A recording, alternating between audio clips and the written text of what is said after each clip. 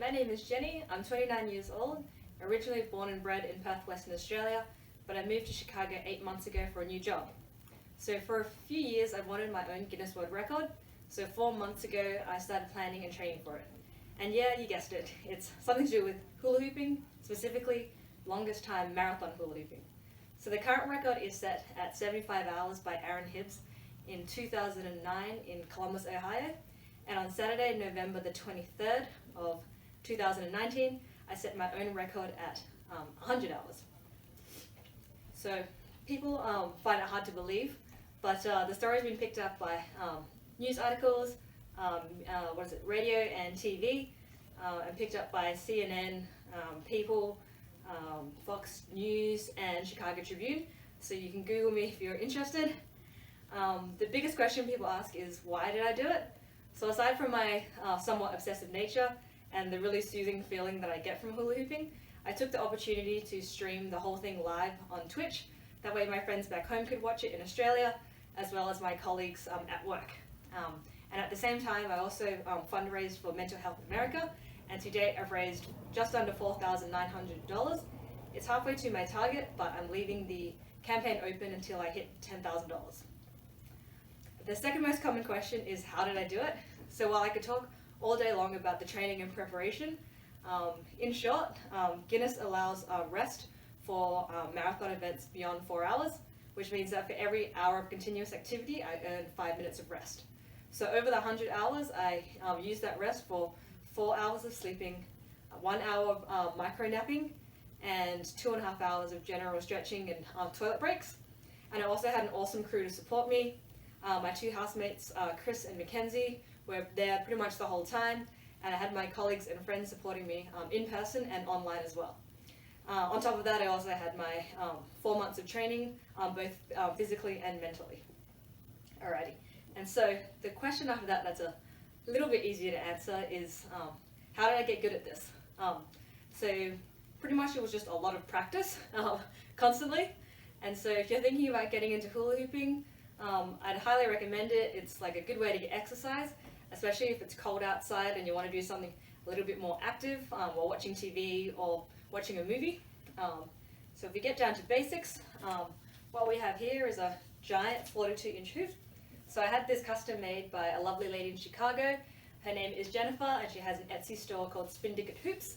And the hoop on the wall is the official hoop that I use for the world record.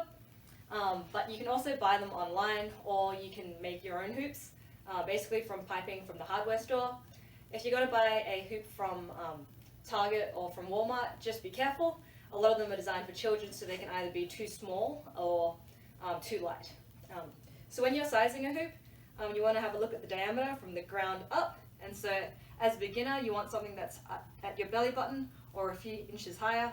So the bigger the hoop, the more momentum it has. And then you have more time as it goes around your body.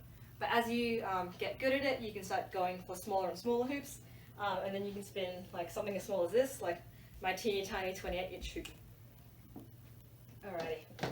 And so when we want to think about the motion of hula hooping, you sort of think about how you twirl like keys on your finger. So your finger will make an oval rather than a perfect circle. And so you want to mirror that motion with your hips, kind of with this like side-to-side motion. And if you want, you can spread your base a little bit. So by increasing the distance between your feet beyond shoulder width, you can get a bit more stability. Alrighty, so we're going to put the two together. And in terms of the direction, this is purely anecdotal, but what I've noticed is that left-handers prefer to go clockwise, whereas right-handers prefer to go anti-clockwise. So feel free to try both and see what works for you. Alright. So give it a good toss, give you a few spins just to get a good feel for it. And then as it goes around, you'll feel that as it comes across your right hip, you want to push with your left and sort of keep doing that over and over again. And you'll hit that sweet spot when you get it just right. So you want to keep chasing that feeling. And then you'll find that if you slow down a little bit like this, the hoop will start to slide down. And if you speed up, you can get the hoop to go really, really high. So that's pretty handy as well. And obviously that uses up a lot more energy, but if you're trying to get a workout, then it's kind of the point. And so we'll go from there. Whew. And then over time, you can get a bit more relaxed. So stretch your shoulders out a little bit. and then you'll find that you only will start activating your abs when you need to, and then it'll be kind of like swinging your arms when you walk. You won't really even notice it. But if you don't get it straight away, don't get too discouraged. There are some people that are naturals and just pick it up straight away, but for some other people it takes a few more sessions, so as long as you're patient and keep trying, I'm sure you'll get it. So that brings me to the end of today's video. I'd like to say a big thank you for tuning in. It's been great having you. I'll put all the links that I've mentioned throughout the video in the description, and in the next few videos I'll be sharing some more tips, introducing you to some of the people that helped make my world record possible, and giving you a taste of some of the cool spots in Chicago that I love. Thank you so much, and I'll catch you around. Bye!